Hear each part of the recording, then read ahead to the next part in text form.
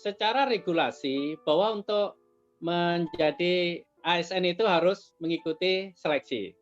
Hanya memang bagi peserta yang sudah memiliki sertifikasi pendidik itu tetap ada bobot penilaian tersendiri. Assalamualaikum teman-teman guru semuanya. Kali ini saya akan memberikan info menarik masih terkait dengan PPPK tahun 2021. Informasi ini mengenai kebijakan yang diberikan oleh Kementerian Pendidikan dan Kebudayaan untuk guru yang sudah memiliki sertifikat pendidik dan sudah lama mengajar. Tapi sebelumnya bantu saya untuk mengembangkan channel ini dengan cara subscribe dan aktifkan tanda loncengnya.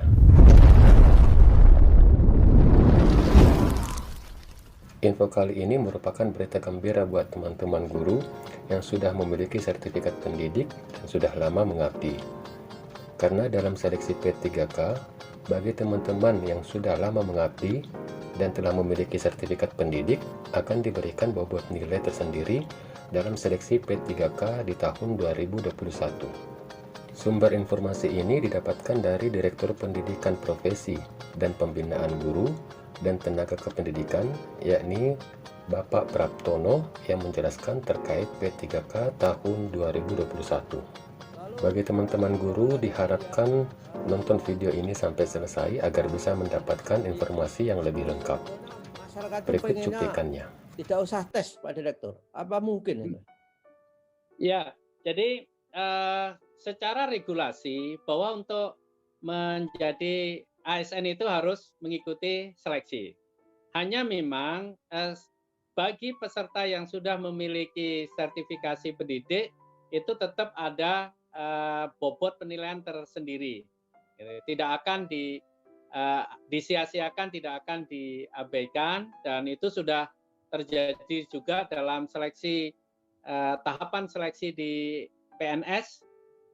Untuk bagi yang sudah punya sertifikasi pendidik itu ada penilaian tersendiri. Tapi tetap proses seleksi itu harus diikuti. Nggak ada yang sampai saat ini itu punya sertifikasi pendidik langsung diterima begitu saja, tidak ada. Tetap harus mengikuti proses seleksi. Ya oke, karena itu imperatif aturan perundangan ya. Jadi harus diikuti. Oleh karena itu saudara-saudara yang sudah memiliki sertifikat pendidik, sertifikat saudara akan dihargai. Lalu bagaimana dengan lama mengajar misalkan, Pak Direktur? Misal yang sudah ngajar 19 tahun, apakah itu juga lebih dihargai daripada yang baru mengajar 3 tahun misalkan saja? Ya benar Prof. Jadi ini ada portofolio dan sebagainya. Tentu sertifikasi, pengalaman dan sebagainya itu adalah komponen-komponen yang menjadi kriteria dari penilaian ASN ini. Pada poinnya itu begini, Bapak Ibu guru tidak usah terlalu mengkhawatirkan. Kita adalah bagaimana kita menyiapkan diri kita agar punya kompetensi, punya kemampuan, dan kalau kita yakin dengan kompetensi dan kemampuan kita, maka insya Allah seleksi ini hanya merupakan sebuah proses yang harus kita ikuti, dan pada akhirnya kuota yang formasi yang kita siapkan ini kan sangat banyak, sangat besar, sehingga peluang kelulusannya saya yakin juga pasti akan sangat tinggi.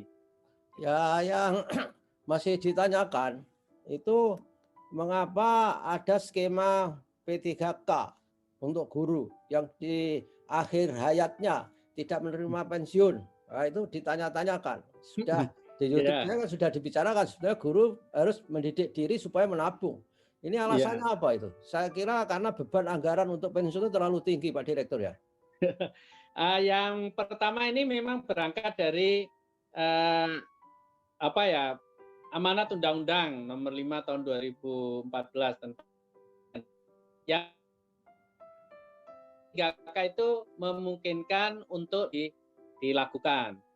Kemudian yang kedua, ada Perpres yang mengatakan bahwa untuk menjadi PNS ini kan ada batasan usia yaitu 35 tahun. Padahal posisi guru honorer kita ini kan ratusan ribu guru-guru kita itu sudah berada di usia di atas 35 tahun. Nah, sehingga memang skenario untuk pengangkatan ASN dengan tipe P3K ini adalah yang pertama untuk memenuhi kebutuhan guru bertipe ASN tanpa kita harus melanggar undang-undang yang ada. Yang kedua bahwa perekrutan honorer menjadi P3K ini tidak akan meniadakan rekrutmen untuk PNS. Hanya pada tahun 2021 ini formasi yang disediakan ini adalah untuk P3K. Nanti para guru honorer yang usianya di bawah 35 tahun dan kemudian lolos atau terekrut menjadi ASN dengan tipe P3K ini tidak akan hilang kesempatannya kalau rekrutmen PNS dilakukan, Prof. Oh, iya. Jadi kalau saya misalkan usia 30 tahun, di dalam skema ini saya lolos menjadi P3K. Kemudian tahun 2022 ada skema perekrutan PNS, maka saya akan seleksi guru dengan kategori tidak akan membatasi. Kecuali kalau saya usianya sudah di atas 35 tahun. Nah, itu kan secara otomatis menurut regulasi tidak bisa menjadi atau mendaftar untuk menjadi PNS. Gitu. Oke.